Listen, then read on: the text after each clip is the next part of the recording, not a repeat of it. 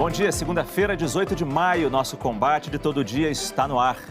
Nada como uma pandemia para revelar o que de pior temos no país. Falta de estrutura, desde o saneamento básico até os hospitais sem leitos. Pouca coordenação entre as autoridades. Suspeitas de corrupção. Sabíamos de tudo isso, sofríamos com tudo isso, mas agora a situação consegue ser pior. Já passamos das 16 mil mortes pela Covid-19 pela contagem oficial provocadas pelo novo coronavírus e por essa realidade. Vamos discutir a falta de dinheiro para o sistema público de saúde e os milhões de reais que surgiram para construir hospitais de campanha. E ainda a falta de testes e a pesquisa que revela que o número de casos confirmados no Brasil pode ser 9 vezes maior. Você pode mandar a sua dúvida, a sua pergunta pelas redes sociais usando a hashtag PerguntaCorona. Quem responde aqui no estúdio são Ederlon Rezende, médico intensivista, e Gerson Salvador, infectologista. A pandemia de Covid-19 teve um impacto brutal no sistema público de saúde. Muitos brasileiros enfrentam, além da doença, o medo e a angústia de não conseguir atendimento médico ou um leito de UTI. Primeiro falaram que estava esperando regulação. Depois disseram que não tinha vaga na UTI. Eu vi o primeiro óbito já no primeiro dia que eu estava lá. Depois foi morrendo gente. Comecei a me desesperar, querendo um leito de UTI para mim. Quem está fazendo aqui o procedimento do meu pai permanecer vivo é o meu próprio irmão. Ela passou mais de 24 horas sofrendo em busca de um leito. Foi difícil, né, para ela, eu tenho certeza que foi muito difícil, ela lutou muito pela vida. E infelizmente eu perdi minha vozinha. Esses depoimentos mostram como falta estrutura no país para enfrentar essa pandemia. Muitos doentes e poucos recursos para atender todo mundo. Vamos ver como é que os 5 estados com mais casos da Covid-19 estão se equipando para receber os pacientes. Nós temos esse número no nosso telão. São Paulo é o estado com o maior número de casos e de mortes por Covid-19. Mais de 62 mil diagnósticos positivos e quase 4.800 mortes. A taxa de ocupação dos leitos de UTI exclusivos para a Covid está em 68,5%, segundo a Secretaria de Saúde de São Paulo. Este ano, mais de 2.800 novos leitos foram criados e quase 2.500 novos respiradores foram comprados no exterior, mas eles ainda não chegaram. O segundo estado com o maior número de casos, mais de 24 mil, o Ceará teve 1.614 mortes por Covid-19. 90% dos leitos de UTI estão ocupados. 200 respiradores vindos da China estão a caminho e devem chegar esta semana. No Rio de Janeiro, estado com 22 mil casos e 2.715 mortes. A ocupação de UTIs está atualmente em 86%, de acordo com a Secretaria Estadual de Saúde. Esse índice já foi de 98% antes da inauguração dos hospitais de campanha. Os respiradores no Rio de Janeiro são um caso à parte. Com fraudes em 3 licitações, a prisão do ex-subsecretário de Saúde e ontem a demissão do secretário de Saúde, Edmar Santos. O governo estadual comprou 1.000 respiradores, recebeu 52 e nenhum deles serve para o tratamento de Covid-19. O número de casos confirmados no Amazonas passou de 20 mil e o de mortes, mais de 1.400. Atualmente, o estado conta com 243 vagas em UTIs para Covid-19. 82% estão ocupados. O quinto estado com mais casos é Pernambuco. Quase 20 mil casos confirmados, mais de 1.500 mortes. Um dado positivo foi o estado que conseguiu o maior índice de isolamento social, 53,8%. E isso é bom, porque a taxa de ocupação nas UTIs exclusivas para a Covid chega a 96%. Em um outro estado em situação bem preocupante é o Pará. A ocupação dos leitos é alta e uma das providências tomadas pelo governo não funcionou. No começo do mês, 152 respiradores foram comprados de uma empresa chinesa por mais de 50 milhões de reais. Só que os equipamentos chegaram e não funcionaram. É exatamente sobre isso, sobre essa impressão inicial que nós estamos tendo de que o sistema não se preparou para essa pandemia, que eu começo conversando com o Dr. Ederlon. Dr. Gerson, muito obrigado pela presença de vocês aqui no nosso programa. Dr. Ederlon, a gente primeiro viu a onda começar na China e os problemas na China. Depois a onda passou pela Europa, os problemas na Europa. Chegou nos Estados Unidos, os problemas lá com os americanos.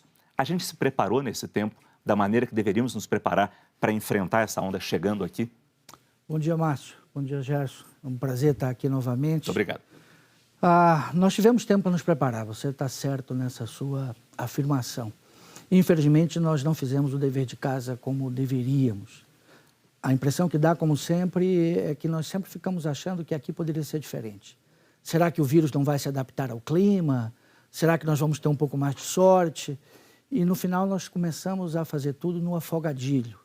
E quando se faz as coisas no afogadilho, acontece o que você acabou de citar aí, de mostrar esses dados. Por exemplo, a situação do Pará. Por que acontece de você comprar um equipamento que não funciona?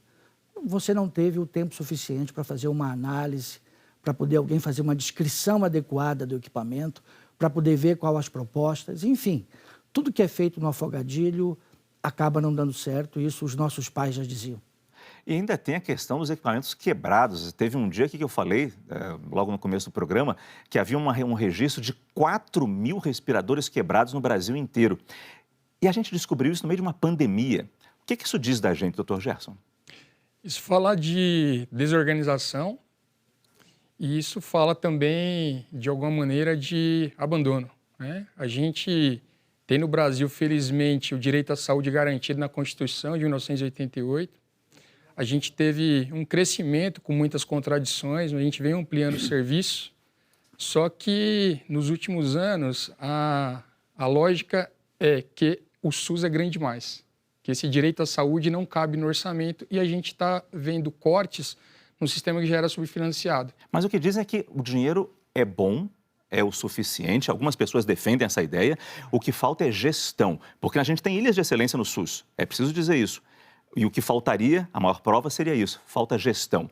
Tá. Acho que o senhor não concorda com isso. Não, assim, em relação a investimento per capita, o Brasil investe cerca de 1/10 do que investe a Inglaterra, por exemplo, que garante um sistema universal para os seus cidadãos. Então, nós temos dois problemas. A gente tem um problema de falta de recursos. A gente tem uma cobertura da saúde suplementar no Brasil para 24% das pessoas. Essas 24% das pessoas têm 60% do orçamento. Saúde suplementar é medicina privada. Planos de saúde e medicina privada. Os outros 40% dos recursos estão para garantir assistência para os outros 75% e para garantir o sistema como um todo. As ações de vigilância, todas as ações do SUS que vão além da assistência. Então, falta recursos e os recursos são mal distribuídos. E nos últimos 2 anos nós já perdemos 20 bilhões por conta de cortes orçamentários. Aí não dá para fazer mágica também, né? Mas eu, complementando um pouco o comentário do Gerson, nós passamos anos vivendo com dificuldade de orçamento no SUS. E com a pandemia, de repente, a torneira se abriu. E o que fica evidente é que a falta de gestão desses recursos tem levado a consequências que nós estamos assistindo. Quando o senhor fala que a torneira se abriu, a gente vai dar um exemplo disso agora. Para ampliar o número de leitos, alguns estados montaram hospitais de campanha, muitas vezes com a contribuição de municípios e da iniciativa privada. São Paulo tem 3 hospitais de campanha, a mesma quantidade do Rio de Janeiro. No Ceará, são 5 hospitais de campanha, 2 no Amazonas. Em Pernambuco, 4 hospitais de campanha estão funcionando, 3 no Recife e 1 em Jaboatão dos Guararapes. Dependendo da cidade, do estado, falta de tudo um pouco. Pacientes e profissionais de saúde também reclamam que não conseguem fazer testes, que não há equipamentos de proteção. Nós não temos equipamentos adequados para prestar assistência a esses pacientes. Minha mulher e mais 6 morreram por falta de medicamento. O que adianta a gente levar os nossos familiares para um hospital aonde só vão buscar o corpo depois? Falta de equipamento de proteção individual em quantidade e qualidade suficiente para os nossos profissionais. A gente não tem notícia dele, se ele está bem, se ele está mal, se ele foi transferido para outra ala, que ele estava na sala vermelha. Nem o AMA, nem tampouco o hospital de campanha fizeram o teste. Então, na verdade, até hoje eu não sei se era Covid, se era somente, como eles disseram, suspeita de Covid.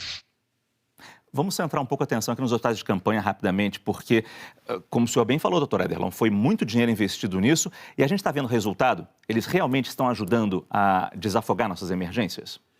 Olha, Márcio... Os que estão funcionando. Claro. No Rio de Janeiro, a gente sabe que tem alguns que nem funcionando estão ainda, porque falta equipamento. Eu diria até que eu me surpreendi com as iniciativas dos diferentes estados no sentido de tentar aumentar a estrutura. Foi rápido, né? Foi rápido e, de alguma forma, em alguns locais nós temos que admitir que foram, inclusive, eficientes as intervenções. O problema todo, de novo, volta para o fato de fazer isso na correria. Na emergência. Na emergência. E aí falta planejamento. E aí você tem situações, por exemplo, em Macapá, faltam insumos. Você tem um hospital, você tem um paciente grave, você precisa de que ele seja submetido à ventilação mecânica e você não tem sedativo. Não tem como você fazer uma ventilação mecânica adequada sem ter sedativo. Então, é uma situação de um paciente muito complexo que exige uma infraestrutura, uma logística de atendimento muito grande, que não pode ser coisa feita de maneira amadora. E me arrisco a dizer também, a gente fácil construir um hospital de campanha, o dinheiro surge na mágica, a gente sabe disso, montou o hospital, que lindo. E o médico, e o enfermeiro, e a equipe médica disso, o treinamento para essa equipe médica, não é tão simples, isso não é tão rápido. Não, em relação aos hospitais de campanha, são uma iniciativa absolutamente necessária, a gente precisa aumentar transitoriamente a nossa capacidade de atendimento. Que é uma pandemia, afinal de contas. Mas tem uma questão, particularmente aqui da cidade de São Paulo, que a informação inicial é que os casos mais leves de Covid-19 iriam para os hospitais de campanha. Qual é o problema disso? O caso leve de Covid vai para casa. A gente tem 80% de casos leves que não requerem qualquer tipo de intervenção e 20% de casos que precisam de internar. Só que desses 20%, 1 a cada 4 precisa de terapia intensiva. E a gente não tem como saber de maneira absoluta, lá no começo, quem é o paciente que vai evoluir com maior gravidade. Então, precisa ter uma estrutura adequada, um dimensionamento para atender os casos de maior gravidade e precisa ter recursos humanos, porque mesmo o ventilador mecânico, a estrutura não se opera sozinho. E eu não lembro o número exato, mas parece que já morreram 20 pessoas nos hospitais de campanha aqui de São Paulo, né? Um número por aí. Assim, a gente não pode partir do pressuposto que vão ter pacientes leves sendo internados, né? Então, é um apelo que eu faço a quem está fazendo a gestão dos hospitais de campanha precisa dimensionar e precisa, inclusive, ter capacidade de atender paciente grave com uma estrutura de terapia intensiva distribuída, porque alguns desses pacientes vão agravar. Um outro desafio que a gente tem no meio dessa pandemia é saber exatamente o tamanho dessa doença, como ela se espalha pelo país. Desde que a Covid-19 chegou ao Brasil, as autoridades de saúde discutem os melhores métodos para identificar quem tem a doença e isolar essas pessoas. Mas o número de testes feitos no Brasil é insuficiente para conter a disseminação do vírus. Nós perguntamos para as secretarias estaduais de saúde quantos testes foram realizados nos 5 estados com mais casos. E nós temos essas respostas agora. Em São Paulo, foram feitos 70 mil testes, no universo de quase 46 milhões de pessoas, que é a população do estado. No Ceará, quase 57.500 pessoas foram testadas. O estado do Rio de Janeiro fez 30 mil testes PCR, aqueles mais precisos, e outros 305 mil testes rápidos. Mais de 36 mil exames foram feitos no Amazonas, sendo 17.500 testes do tipo PCR e o restante foi rápido. Em Pernambuco, quase 29 mil testes, mas a Secretaria de Saúde não explicou quantos do tipo PCR e quantos rápidos. Esse foi outro gargalo nosso. A gente também está demorando a testar para demorar a ter um tamanho exato dessa doença e, principalmente, localizar esses doentes, isolá-los, saber quem teve contato com eles, monitorar a saúde dessas pessoas, isolar também. A gente não tem teste nem estrutura para isso. Márcio, isso tem toda a relação com o que nós estamos comentando. Para você fazer uma boa gestão, você precisa ter informação. Se você não tem o dado, como que você pode se planejar de maneira adequada? Recente estudo feito aqui em São Paulo, em 6 distritos, em que a população foi feita de maneira aleatória e testada para identificar a presença de anticorpos, ou seja, quem teve contato com a doença. E esse estudo demonstrou que quando se compara o número de pessoas que oficialmente têm a doença versus o achado, 5% das pessoas tiveram anticorpos demonstrando que elas têm contato com a doença. Esse número significa que o número de pessoas que efetivamente foram infectadas é 12 vezes maior do que o número oficial que nós temos. Que doideira. O número varia muito, mas a gente sabe que a gente tem uma subnotificação gigante. E esse foi um estudo muito interessante porque ele nos dá uma luz, nos dá um norte. Isso aqui a gente tem só 5 estados que a gente tomou como exemplo da dificuldade que está sendo para o Brasil como um todo comprar testes. O governo federal disse que já comprou 46 milhões de testes, vai receber aos poucos. A grande dificuldade seria que a gente está enfrentando uma concorrência do mundo inteiro, não apenas pelos testes, mas também pelos reagentes.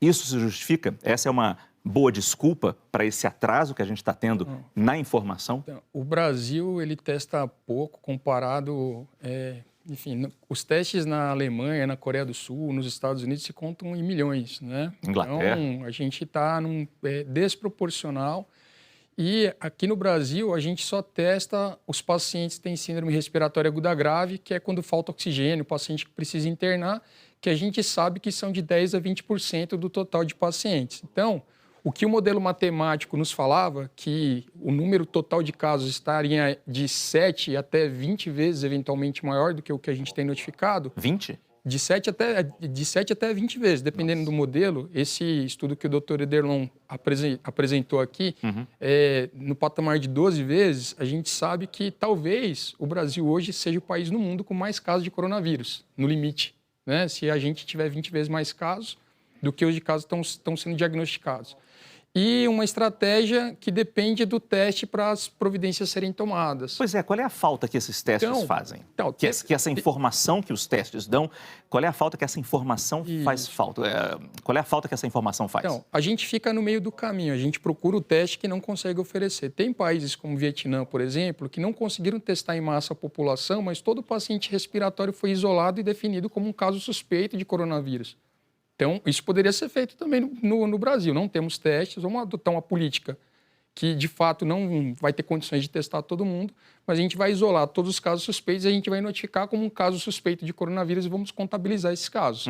Só que falta transparência, né?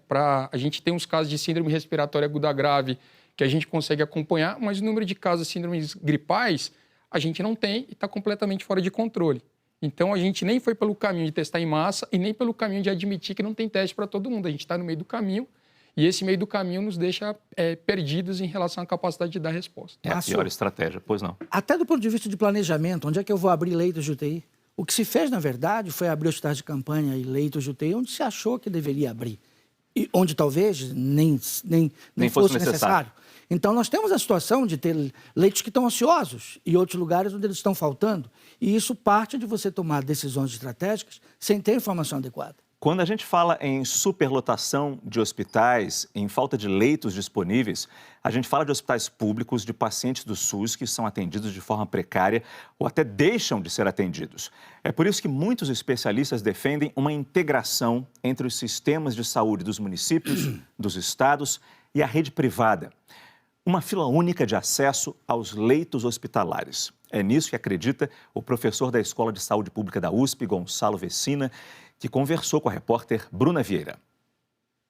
A ideia de porta única é que governo estadual e governo municipal conversem no sentido de fazer uma gestão de todo o conjunto de leitos da cidade. Como nós estamos perto de estourar com a capacidade de atendimento do setor público, nós temos que coordenar esses esforços para conseguir gerir melhor esse conjunto de leitos. Além disso, tanto o governo estadual quanto o municipal estão contratando leitos da iniciativa privada. Estes leitos têm que fazer parte desse conjunto que constitui o total de leitos da cidade. Olhar para o total de leitos é diferente de olhar para 2 ou 3 totais. Os leitos privados deverão ser requisitados pelas autoridades municipal e estadual. Isso está previsto na Lei de Emergência Sanitária, que foi promulgada em fevereiro de 2020. Lá está escrito: na iminência do colapso dos serviços de saúde do SUS, leitos do setor privado deverão ser requisitados. E a remuneração adequada deverá ser feita. Parte da iniciativa privada, alguns hospitais privados aceitam isso, entendem a emergência sanitária que nós estamos vivendo. Mas tem gente que não entende, sempre tem gente que não entende. E para estes temos a lei. E aí falta a coragem política dos nossos gestores de assumir a necessidade de salvar vidas do povo, em salvar a vida daqueles que não têm plano de saúde, porque o número de leitos do setor privado é quase 5 vezes superior per capita ao do setor público. Então, não se trata de uma medida de força, se trata de uma medida humanitária. A crise é uma crise humanitária. Importante explicação, doutor Vecina. Agora, a gente sabe que um dos primeiros casos de colapso que houve foi no Ceará e o governo lá requisitou leitos privados para colocar as pessoas que não tinham mais acesso aos hospitais públicos. Aqui em São Paulo, por um outro lado, a gente tem a diretora do HC, do Hospital das Clínicas, o poderoso Hospital das Clínicas, agradecendo a iniciativa privada que está colaborando muito. A pergunta é, em termos nacionais, pelo que vocês estão vendo, como é que está a colaboração entre rede privada e o sistema público de saúde? A gente está vendo mais conflito ou está vendo realmente uma solidariedade? A gente tem uma resposta muito heterogênea, como você já antecipou. Cerca de uma semana atrás, eu precisei dar uma declaração sobre uma iniciativa de alguns hospitais de tentar flexibilizar as políticas de distanciamento, porque tem prejudicado procedimentos eletivos. O próprio ex-ministro agora, ele deu uma declaração de preocupação com a sobrevivência dos hospitais privados frente à pandemia, porque caiu a ocupação para, enfim, cirurgias eletivas, cirurgias plásticas e outras atividades que podem ser adiados. Então, essa resposta é muito heterogênea. E os hospitais privados estão ficando só voltados para a Covid e estão vazios? Isso. Uma parte que se dedica a atender pacientes respiratórios está cheia e a parte que se dedica aos procedimentos eletivos estão vazios.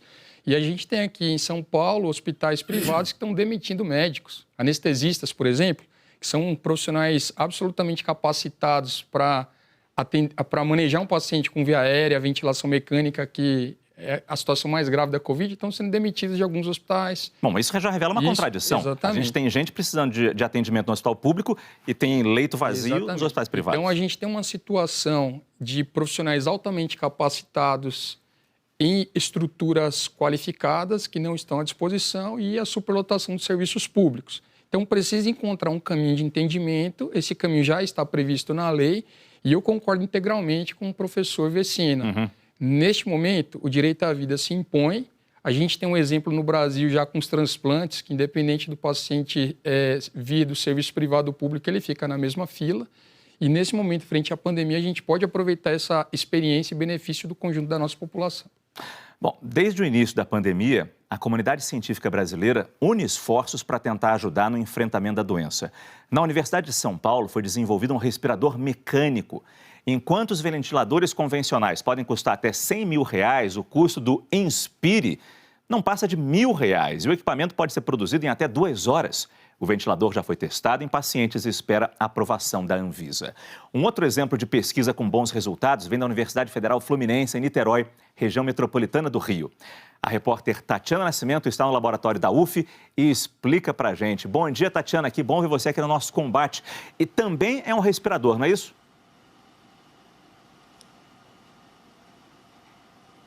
Oi, Márcio, bom dia para você, bom dia a todos. Exatamente, um ventilador mecânico, que é esse equipamento que pode salvar tantas vidas, né, dos pacientes que têm complicações pela Covid-19.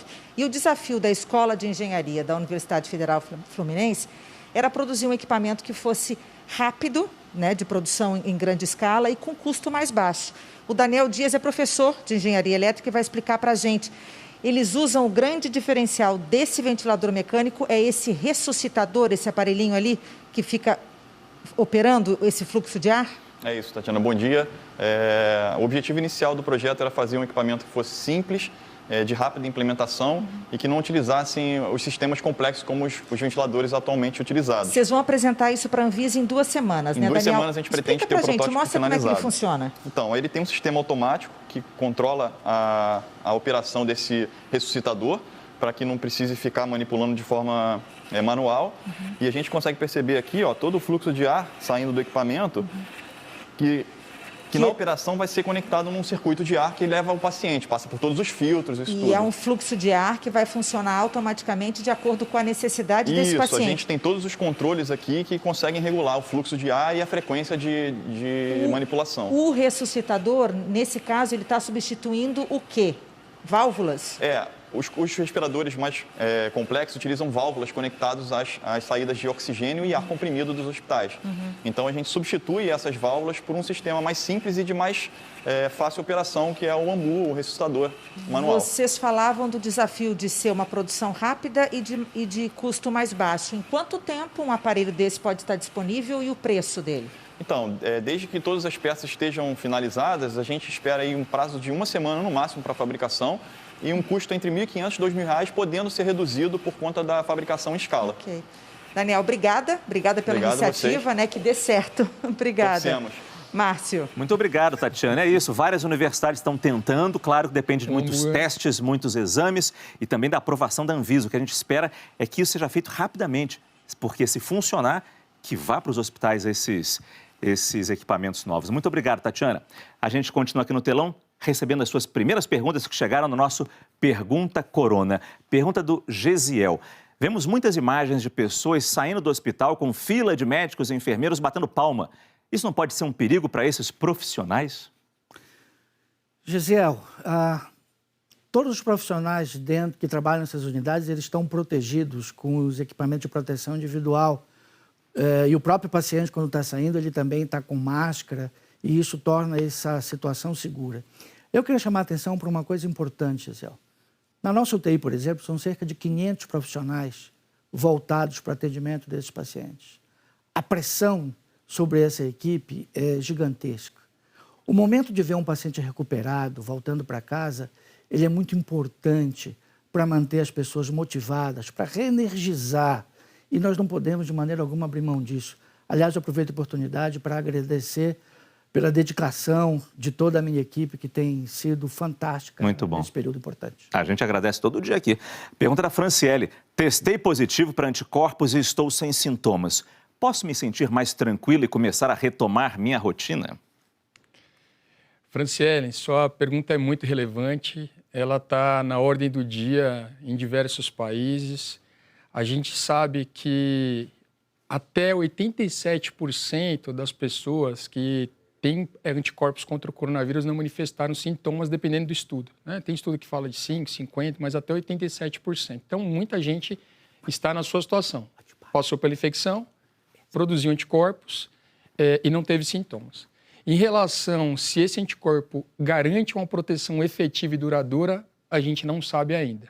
Então, tem se falado a respeito do passaporte imunológico, quem já tem um anticorpo poder voltar para as suas atividades, mas isso é uma questão que não tem resposta definitiva e a gente tem que ter bastante cautela. Eu recomendo que você siga cumprindo as medidas de distanciamento social, que, aliás, é o que eu recomendo para todo mundo.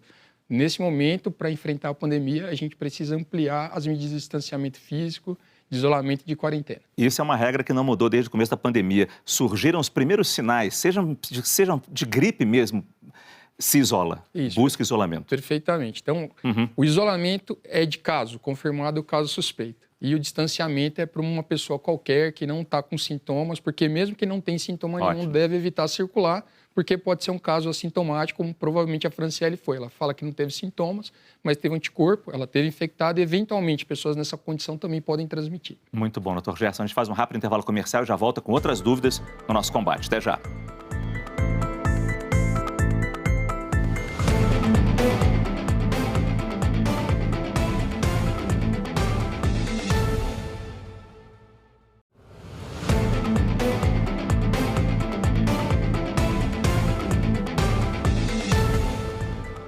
São 10 horas e 23 minutos, estamos de volta com o nosso combate, atualizando o número de casos confirmados da Covid-19 no Brasil, casos totalizados pelas secretarias estaduais de saúde. O número que nós temos, 242.313 casos de Covid no país. Número de óbitos, 16.192 e casos recuperados, gente que se curou da doença, número do Ministério da Saúde, 94.122. Nós temos o gráfico também que mostra as mortes que aconteceram dia a dia. Desde a primeira morte, no dia 17 de março, estamos acompanhando desde esse começo, vendo os pulos que esses registros diários da doença estão nos dando.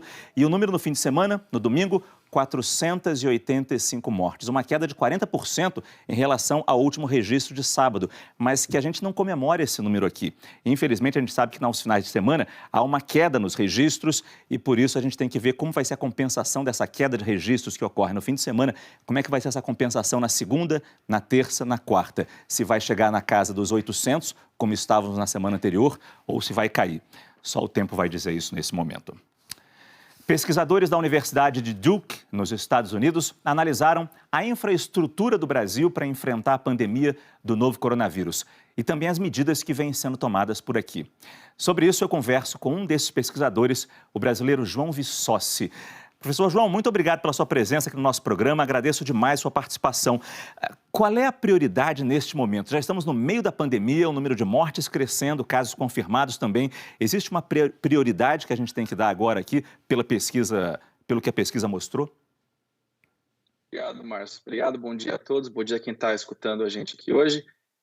Nós conseguimos analisar com esse estudo, pensando na infraestrutura do Brasil e respondendo a sua pergunta sobre o que seria a nossa prioridade, que mesmo com o desenvolvimento de novos leitos de como foi comentado na bancada aí hoje no seu programa, a gente teve um desenvolvimento de novos leitos de infraestrutura que seguiu mais ou menos a estrutura que o Brasil já existe de hospitais, né? Então, o Brasil tem uma defasagem histórica de leitos de UTI, leitos hospitalares para o interior do país, principalmente a região norte e norte da região centro-oeste e um pouco da região mais continental da região nordeste. E essas regiões são as regiões que também receberam menos leitos de UTI e leitos hospitalares. Então, essa defasagem também não recebeu novos leitos com a entrada da doença. E conforme a doença vai progredindo para dentro do país, a gente precisa trabalhar muito a capacidade de cuidado. Contudo, a capacidade de cuidado só vai conseguir aliviar os efeitos da doença se a gente tiver medidas fortes de distanciamento social para dar fôlego para os agravos que a doença traz, para que os hospitais consigam receber os pacientes e dar atendimento. O senhor está aí nos Estados Unidos, mas certamente está acompanhando o noticiário aqui. O senhor deve estar vendo que as nossas autoridades não se falam. Alguns defendem o isolamento, outras são contra o isolamento, pensando mais na economia. De alguma forma, essa falta de comunicação, essa falta de trabalho conjunto entre as autoridades federais, estaduais, municipais, de alguma forma isso nos atinge? Na questão dos leitos, por exemplo, a pesquisa mostra que muitos leitos foram mandados para estados onde não havia tanta necessidade assim, descobrindo outras áreas que necessitavam com mais urgência. Perfeito. Eu acho que esse é um ponto importantíssimo.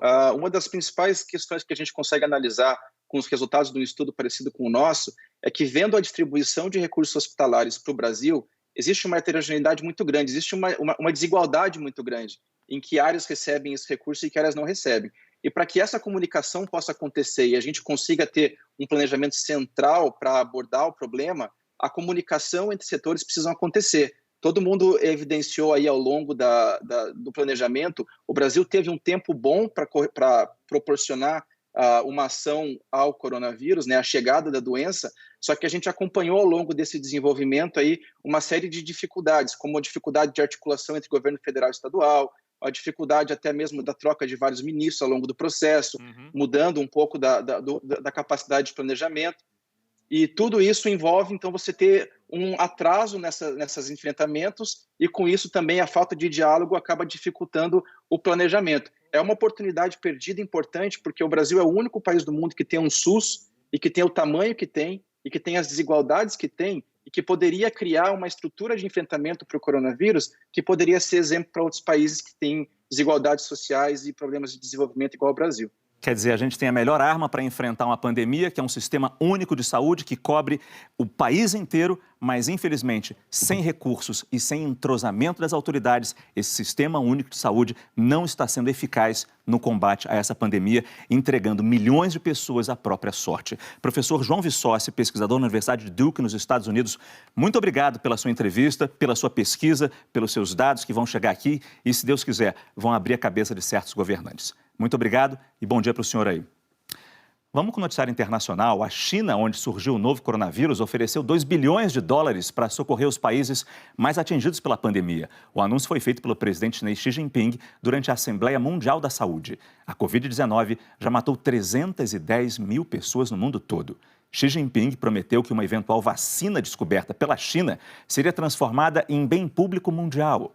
Enquanto isso, países da Europa, como a Espanha, a Itália e a Grécia, estão se abrindo aos poucos. Na Bélgica, profissionais da saúde fizeram um protesto contra a primeira-ministra Sophie Wilms em uma visita a um hospital no fim de semana. Em silêncio, os funcionários ficaram de costas para a comitiva.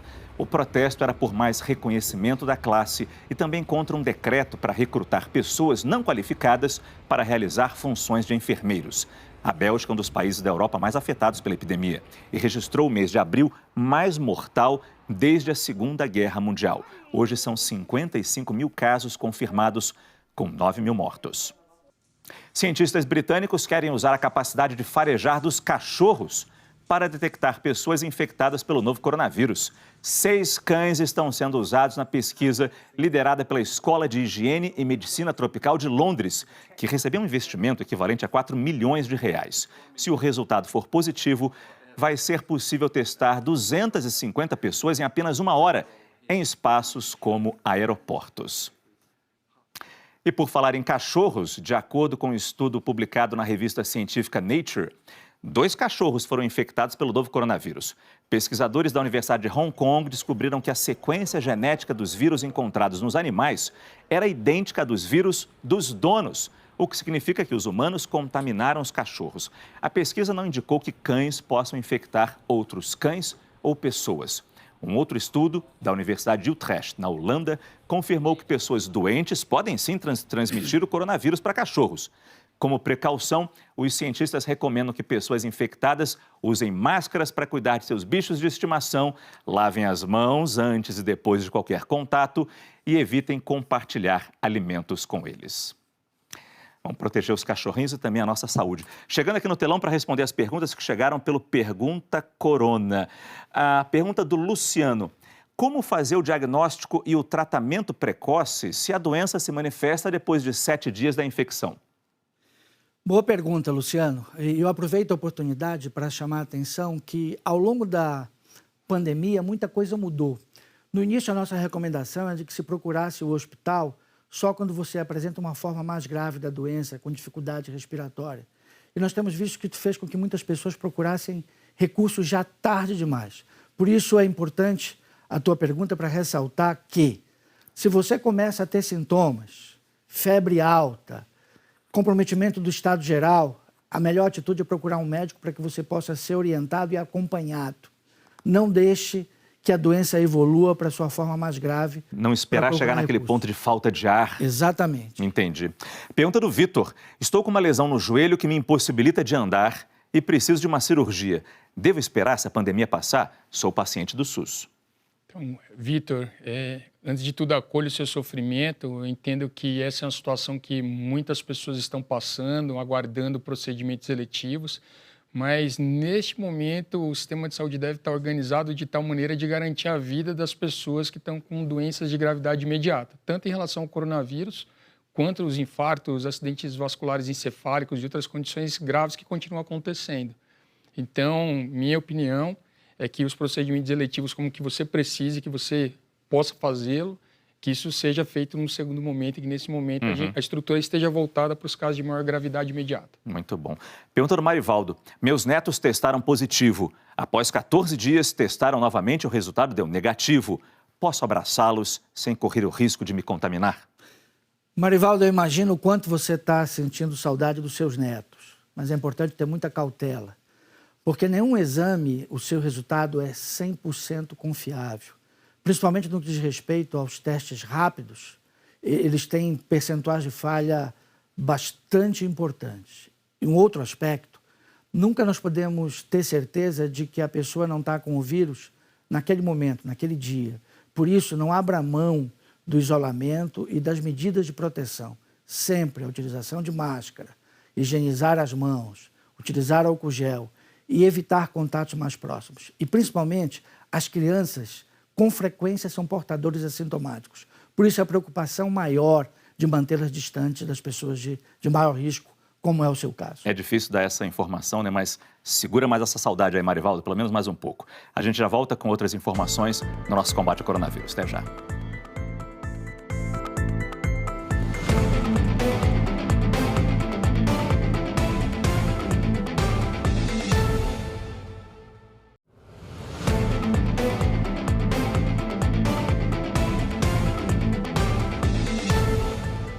10h39. A Justiça do Distrito Federal autorizou a reabertura de parte do comércio a partir de hoje. E na tentativa de evitar aglomerações, essa retomada vai ser aos poucos, como nos conta o repórter Fabiano Andrade. Bom dia, Fabiano.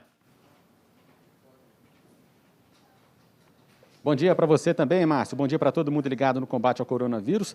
A Justiça autorizou a volta da atividade econômica aqui em blocos a cada 15 dias. E o governador Ibanez Rocha especificou quais atividades poderiam ser retomadas. Hoje estão sendo reabertas lojas de roupas, calçados, serviços de corte e costura e lojas que vendem também equipamentos de combate a incêndio. Para justificar essa reabertura, o governador Ibanez Rocha disse à Justiça que o Distrito Federal tem conseguido achatar bem a curva de casos. Desde o começo da pandemia, o Distrito Federal, que tem aproximadamente 3 milhões de habitantes, contabilizou 58 mortes por causa da Covid-19. E essas lojas deverão fornecer álcool em gel, os funcionários terão que usar máscaras e também não poderá haver aglomeração lá dentro. O transporte público aqui no Distrito Federal também voltou à frota normal e todas as pessoas têm que usar máscaras em áreas públicas e também no transporte aqui no DF. Mudando de assunto, falando do auxílio emergencial, hoje recebem aproximadamente 1.900.000 pessoas que estão cadastradas no Bolsa Família. Essas pessoas podem sacar o seu dinheiro também normalmente, como fazem com o recurso do Bolsa. São pessoas que têm um número de inscrição terminado em 1. Finalizando, falando do Ministério da Saúde, o ministro substituto Eduardo Pazuello participa hoje da 73ª Assembleia Geral da Organização Mundial da Saúde. Expectativa que o país fale sobre a distribuição de equipamentos, suprimentos, recursos, a construção de hospitais de campanha e também mantenha a posição crítica à OMS. É que o Brasil assina um documento que vai ser colocado em votação pedindo uma investigação independente na OMS, cobrando que a organização tenha uma resposta mais rápida em casos de surtos globais, como foi com o coronavírus. Márcio, é com você. Muito obrigado, Fabiano, com as notícias direto de Brasília. Desde o primeiro combate, o pessoal do G1, do Fato ou Fake, nos revela as mentiras que circulam pela internet. Na semana passada foi o açafrão da terra e hoje a Clara Velasco vai falar pra gente que o chá de boldo não funciona. Não me fale uma coisa dessa. Clara, bom dia pra você. Bom dia, Márcio. Pois é, o chá de boldo não funciona, é mais uma daquelas receitas feitas para nossa coleção, né? A mensagem fala, Márcio, que tomar o chá de boldo combate os sintomas da Covid em até 3 horas. Só que, como eu falei, isso não é verdade, não tem evidência científica nenhuma de que o boldo cure a Covid. Os especialistas falam que chás, de fato, podem aliviar alguns sintomas em quadros leves da doença, mas que eles não acabam com a Covid e nem protegem as pessoas do coronavírus. E mais uma história que fala que o uso da máscara acaba prejudicando a pandemia, o coronavírus, e faz mal à saúde.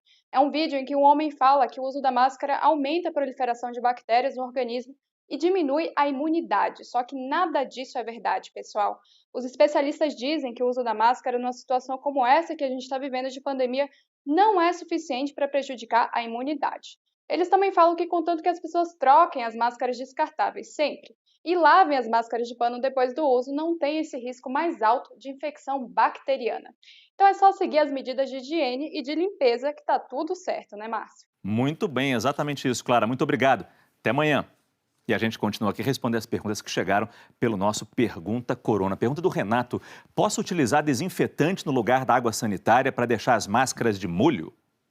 Tá. Então, Renato, é adequado para a higiene água e sabão, álcool e produtos contendo hipoclorito, como água sanitária. Esses são os produtos recomendados, eles são suficientes para exterminar o coronavírus.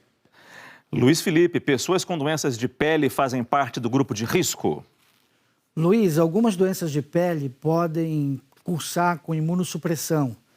Se for esse o caso, sem dúvida, pacientes imunossuprimidos fazem parte do grupo de risco. Mas eu aproveito para chamar a atenção que ninguém está imune a esta doença. Todos têm que se preocupar e todos têm que se proteger.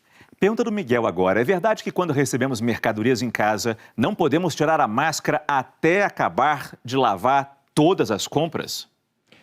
Miguel, a transmissão eventual que pode vir num produto é por contato. A pessoa pega, leva a secreção contaminada, coloca no olho e na boca e se infecta. Então a máscara não protege para isso. Então é a higiene das mãos. fazer a higiene dos produtos e fazer a correta higiene das mãos. Lembrar muito disso, né? Lavar bem as mãos sempre. Eu acho que essa é uma lição que a gente vai tirar. É uma medida fundamental. Muito bom. Dr. Ederlon Rezende, intensivista, Gerson Salvador, infectologista. Muito obrigado pela presença de vocês aqui no nosso programa hoje. A gente fica por aqui. Todo o conteúdo está no Globoplay. Você pode assistir quando quiser, a hora que quiser. Agora você assiste ao Encontro com Fátima Bernardes. Hoje a gente falou da estrutura do SUS e como essa estrutura precisa funcionar bem, já que atende 70% da população brasileira. O Combate ao Coronavírus volta amanhã, às 9h50 da manhã. Eu espero você. Até lá e um bom dia.